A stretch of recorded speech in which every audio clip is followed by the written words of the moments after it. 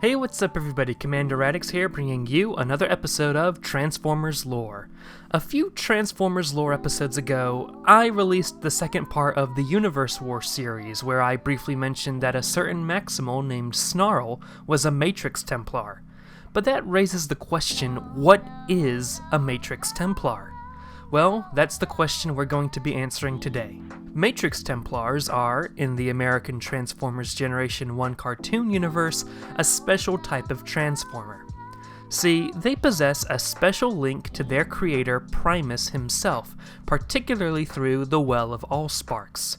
The Matrix Templars are an order of 5 Transformers who have these links and reflect upon and study their own abilities.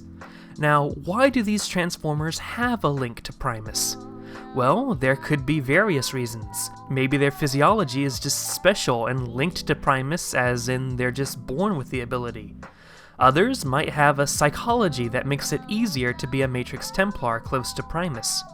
Others might have gone through much intensive training and meditation to be able to develop any kind of link to Primus. Yes, Matrix Templars can be born with the inherent ability to be connected to Primus, or they might not have that ability and have to go through training. So let's talk about who is a Matrix Templar. As I mentioned, there are usually 5 of them. Around the time of the end of the Spark War, we had Magnaboss, a large Maximal Combiner and a member of the Maximal High Council, who was a Matrix Templar. Magnaboss was also the leader of the Matrix Templars. Rodimus Prime, later going on to be called Rodimus despite still being a Prime, was also a Matrix Templar, which makes sense given his role as Primus's chosen one. Cheetor, a big fan of Rodimus who tried to emulate the Autobot leader and ended up being the leader of Cybertron for a time, was also a Matrix Templar, though he did not realize he had his powers until after the Spark War. Grizzly 1 also was a Matrix Templar, though we know very little of him. And finally, we have Snarl. Snarl was a Maximal officer who led some troops around the end of the Spark War and became close with the rest of Maximal High Command during the war against the Quintessons. That being said, Rodimus would die during the war against the Quintessons, dying of his wounds in a battle with the Decepticon Cyclonus. Magnaboss would also die in the Universe War, which left 2 vacancies in the Matrix Templars. 2 Transformers would step up to the plate and become Matrix Templars during this time. One was King Atlas. King Atlas was not a native to this universe, but was originally from the American Unicron Trilogy cartoon universe. He was a leadership figure on the Cybertronian colony world of Combatron, when the Transformers were first trying to build a galaxy-wide space bridge network. However, he was abducted by Unicron and brought to the G1 cartoon universe to fight in the Universe War, as seen in the Universe War videos. Stranded in this universe, King Atlas evidently had what it took to become a new Matrix Templar. The other new Matrix Templar was Sentinel Maximus, which makes sense since he is what is basically a living Matrix. Sentinel Maximus's history is a bit long.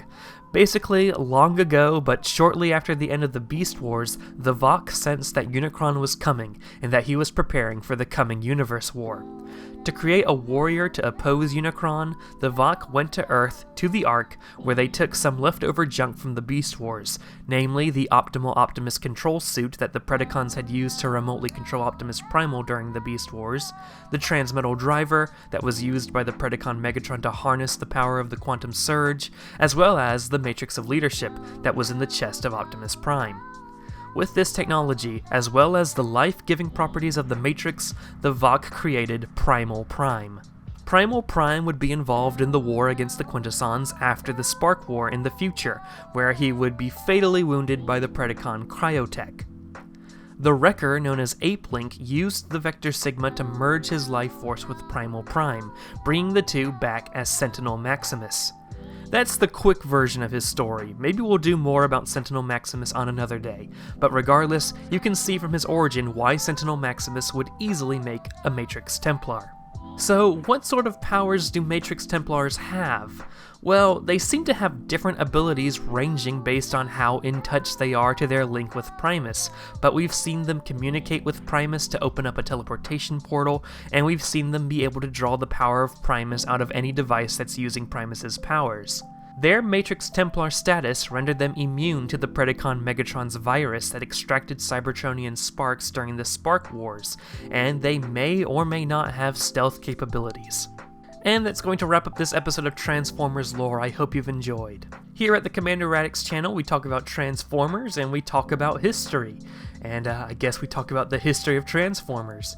If you're into any of that nerdy stuff, consider subscribing to the channel for future content. Don't forget to follow me on social media, check out the links in the description. And if you want to go the extra mile to support me, consider supporting me on Patreon. But yeah, thank you so much for watching, ladies and gentlemen, and have a great day.